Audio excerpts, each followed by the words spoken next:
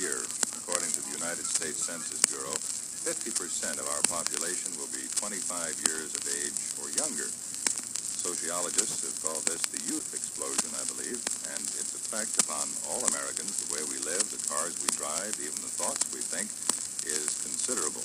Today, Monitor interviews a man who is well qualified to discuss youth, both as a national mood and, I'm sure, as a national market. He's John Z. DeLorean, at 41, the youngest vice president of the world's largest corporation, General Motors, and as chief of Pontiac Motor Division, the youngest general manager in GM's history. Mr. DeLorean, what is your opinion of the youth explosion? Well, I'm in favor of it. Although at 41, I'm afraid my status is more honorary than active. However, the so-called youth explosion is really nothing new. In fact, our country got its start as a result of a youth explosion. Oh, how so? Well, Thomas Jefferson, for example, was 33 when he drafted the Declaration of Independence. And a good many of the signers were under 30. And George Washington was just 43 when he took over the Continental Army. Patrick Henry, 27. And Alexander Hamilton was 19. Not even old enough to vote by our present standards. America has always depended on its young people. And I think it can continue to have confidence in them now and in the future. Mr. DeLorean, why do you feel there is so much emphasis on youth today if, as you've just said, America has always been a young country? Probably because the proportion of youth to the general population has never been greater, for one thing. And thus we are more conscious of the young, spiritually, physically, and if I may say so, financially. Los Angeles County, for example, needs a new elementary school every Monday morning. At the University of Michigan, I am told, there are now more students than were enrolled in all United States colleges at the turn of the century. And as you said, soon half of our population will be 25 or younger. All this adds up to impact on the entire country and all people of all ages. Youth is something like a catalyst. It gets things going. Could you tell us some of the ways that impact manifests itself? One of the most striking, in my opinion, is a phenomenon which we might call instant youth. Everybody seems to be getting younger, regardless of their chronological age. We're all thinking younger, acting younger, dressing younger, and buying younger, proving the old axiom that youth, indeed, is a state of mind, a philosophical rather than a physiological condition, and has much more to do with mental attitudes than with calendars. Never in history has as many people of a nation worshipped youth as does today's America. Well, does all of this affect your thoughts and actions, both as a major manufacturer and a marketer? It certainly does and has for a long time now. I think this trend to instant youth is a fact that all manufacturers sooner or later will be forced to recognize and adapt to. Already we see some who are being penalized for failure to recognize that youth no longer is the exclusive property of the young. Our firm, I feel, is particularly fortunate in its youth image, if I may use this much-abused word. We try to back up that image by a youthful, sprightly product and advertising with a look and sound of youth. From design to delivery, we try our best to instill youthful eagerness and enthusiasm in our people, and thus our product. The average age of our engineers, for example, is 37. Jack Humbert, our chief stylist, is a mellow 42. His assistant, Ron Hill, is only 32. I wonder, Mr. DeLorean, do you have some figures to measure the success of your approach to the youth market? Yes, we do. 45% of our new car buyers are under 34 years of age. And of course, 45% of our production is nearly 500,000 automobiles. So you can see that we are dealing with an extremely important market segment. The purchaser of our trend-setting GTO, to make a point, is just 24, the lowest median age of any new car buyer in the world. The sophisticated design of our overhead cam six-cylinder engine that was so well received this year was another recognition of the youth market. Of course, their buying doesn't stop at automobiles, does it? No, it certainly does not.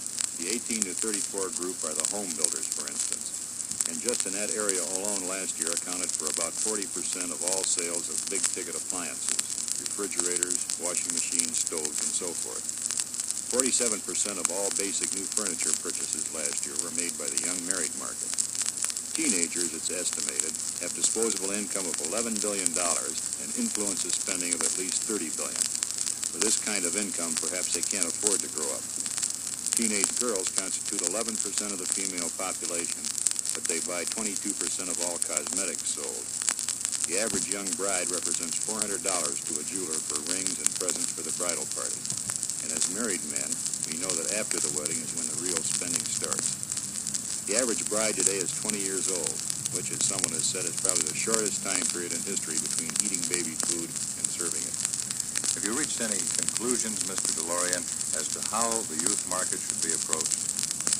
Well, most importantly, this is not a market which can be approached through habit or reflex thinking.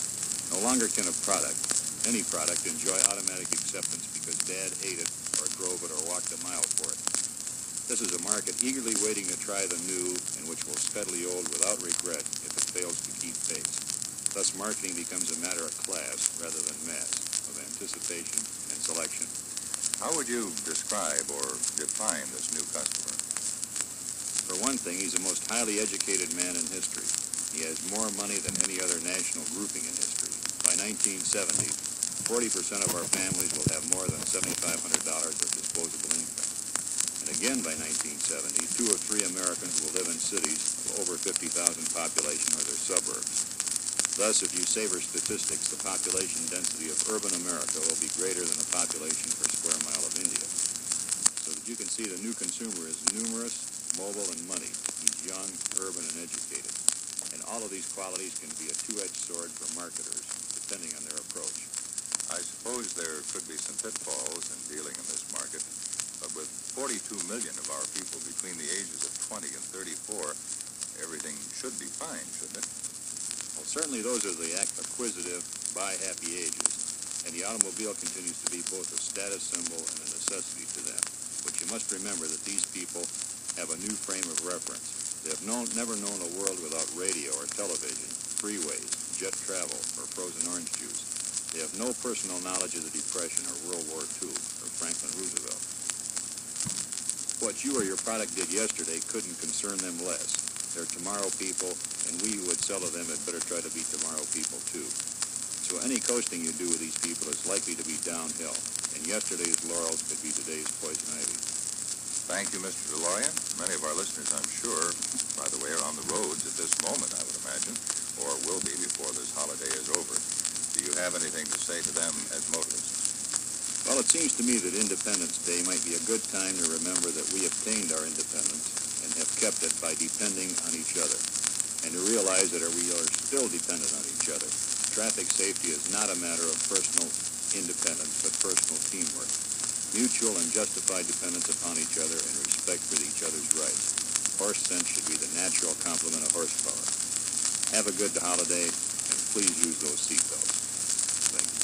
And thank you for your comments on today's Youth Explosion. Our guest has been John Z. DeLorean, General Motors Vice President and General Manager of Pontiac Motor Division. This is Don Perry in Detroit, reporting for Monitor.